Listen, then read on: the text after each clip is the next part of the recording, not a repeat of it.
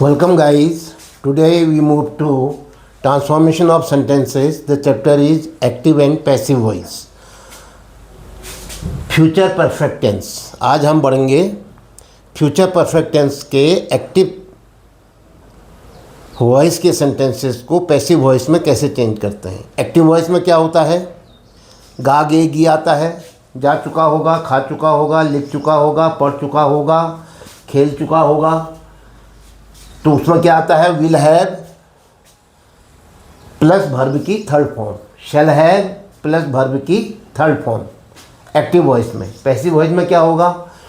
Will have, shall have plus been, will have, shall have plus been plus verb की third form. Passive में क्या होगा?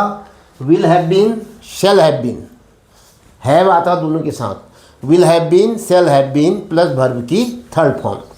Example से समझते हैं. He will have finished his work, वो अपना कार्य समाप्त कर चुका होगा. He subject, will have finished verb, his work object. His work पहले आएगा और हिज वर्क के साथ क्या आता है? विल. तो क्या बनेगा? Will have been, third form finished, his work will have been finished by him. तो हम हिज वर्क को पहले ले लेते हैं ऑब्जेक्ट को. His work will have been, his work will have been finished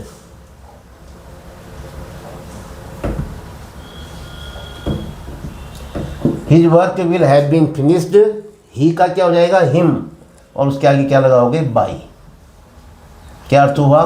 उसका कार्य उसके द्वारा समाप्त किया जा चुका होगा. यह है इसका passage. Number 2, they will not have called us, उन्होंने हमें नहीं बुलाया होगा. They will have called, will के बाद क्या आएगा? नॉट, अगर नेगेटिव सेंटेंस है तो. They will not have called us, उन्होंने हमें नहीं बुलाया होगा.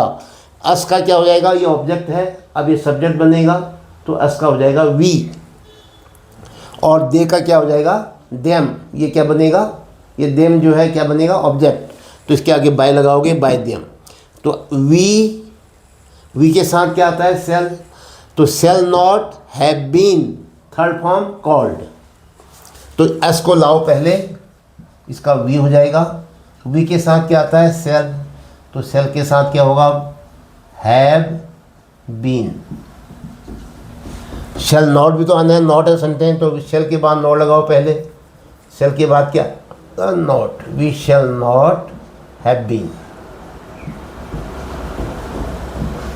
We shall not have been. Third form लाओ, called. We shall not have been called by them. They का objective case them. They will not have called us, उन्होंने हमें नहीं बुलाया होगा. हमें उनके द्वारा नहीं बुलाया गया होगा पैसिव में. Number 3, shall I have done my duty, क्या मैं अपना कार्य कर चुका हूँगा, क्या मैं अपना कर्तव्य का निर्वहन कर चुका हूँगा. अब देखिए, I subject, duty object. Duty को पहले ले लो. ड्यूटी के साथ क्या आएगा? विल. तो विल के साथ क्या आएगा? हैव बीन, फिर थर्ड फॉर्म डन.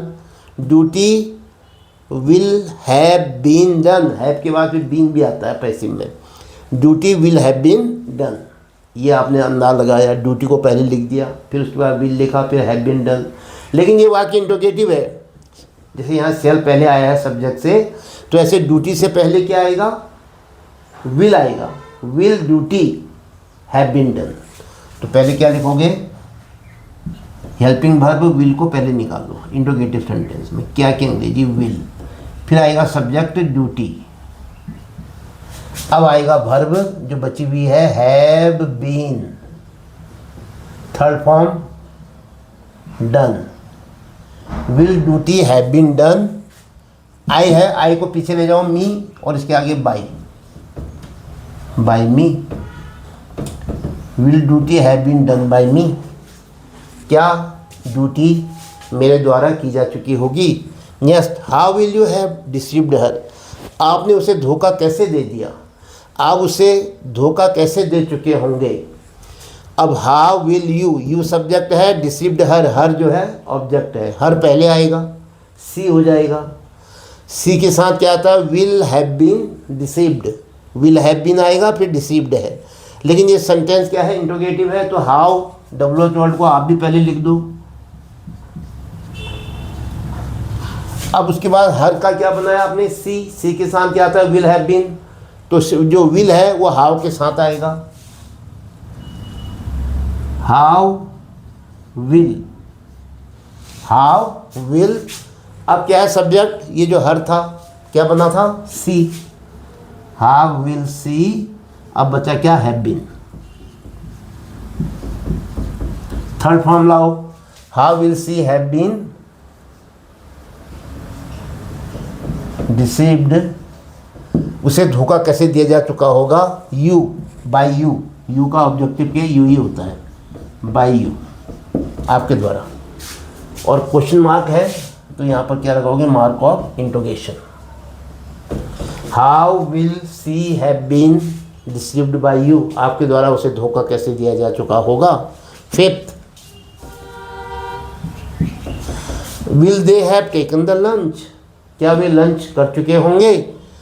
देखो विल दे सब्जेक्ट है, लंच ऑब्जेक्ट है, लंच पहले आ जाएगा द लंच, और दे पीछे जाकर के देम बन जाएगा, बाय देम।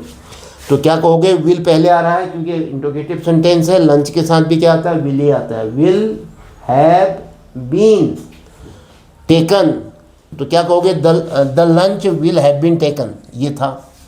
लेकिन अभी इंट्रोगेटिव है तो क्या करोगे, विल को द लंच से पहले लिखोगे, will the lunch,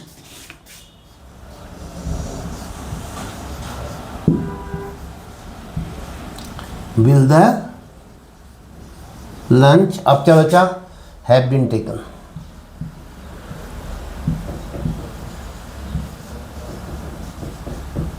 will the lunch have been taken by, कौन है लेने वाले, दे का ऑब्जेक्टिव के them, mark of interrogation. Next, one will mother have cooked food, माता जी ने खाना कब पकाया होगा। इंट्रोगेटिव सेंटेंस है, वन दिया है तो यहाँ भी वन आएगा, ये आप याद रखिए। उसके बाद देखिए कुक्ड फूड के साथ भी विल आता है, विल हैव बीन कुक्ड, तो विल को वन के साथ रखोगे, one will food.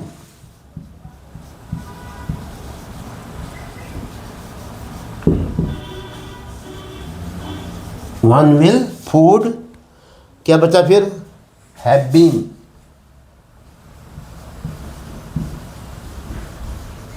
Third form लाओ, cooked by mother, one will food have been cooked by mother. Question mark, one will mother have cooked food, mother ने खाना कब पका चुकी होगी। अब यहाँ होगा कि खाना माताजी के द्वारा कब पका दिया गया होगा। 7, क्या दिया है, who will have taught you English, आपको अंग्रेजी किसने पढ़ाई होगी। Who will have taught you English, आपको अंग्रेजी कौन पढ़ा चुके होंगे।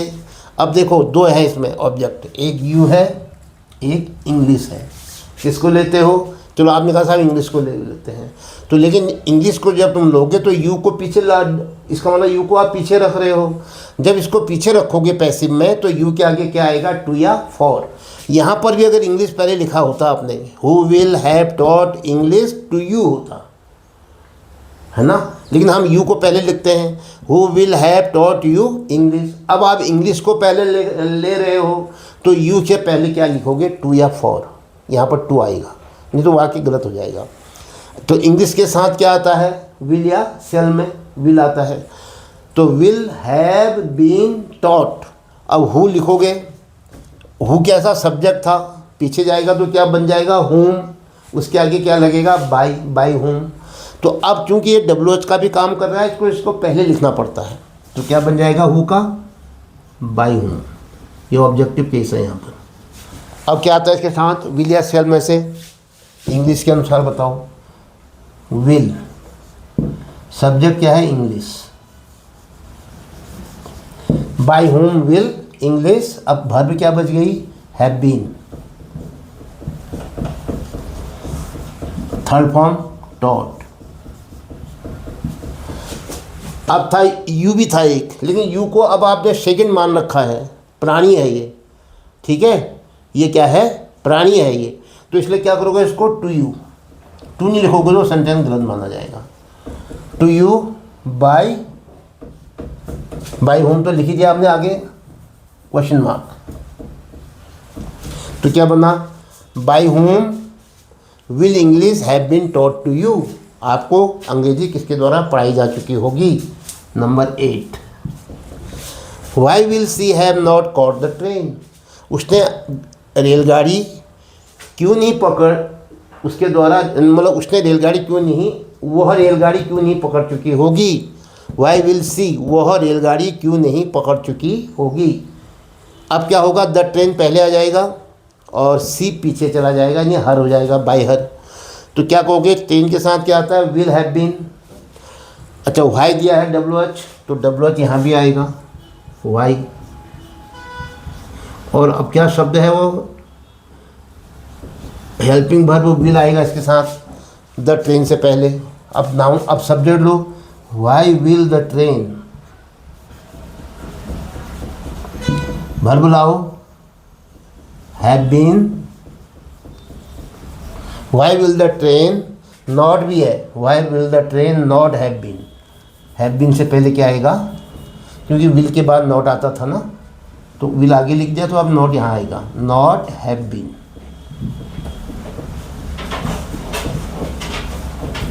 Cot by her question mark. Why will the train not have been caught by her, उसके द्वारा रेलगाड़ी क्यों नहीं पकड़ी गई होगी। तो ये था आज फ्यूचर परफेक्ट टेंस के सेंटेंसेस को एक्टिव से पैसिव वॉइस में चेंज करना। चेंज करने के लिए क्या करते हैं हम, विल शेल के साथ हैव बीन लगाते हैं, विल शेल के साथ हैव बीन लगाते हैं, फिर प्लस वर्ब की थर्ड फॉर्म आती है। क्लियर हो गया। सब्जेक्ट ऑब्जेक्ट बनता है, ऑब्जेक्ट सब्जेक्ट बनता है। और जब हु आया है तो उसको शुरू में किससे शुरू करते हैं, बाय हुम। तो ये थे आज, कैसा लगा आपको, कितना समझ में आया। आप अपनी राय कमेंट बॉक्स में लिखें। अगर समझ में आ रहा है तो अपनी राय को, यानी इस वीडियो को आप अपने दोस्तों को भी शेयर करें और वीडियो को सब्सक्राइब करना ना भूलें। इसके साथ ही आज का वीडियो समाप्त होता है। जय हिंद।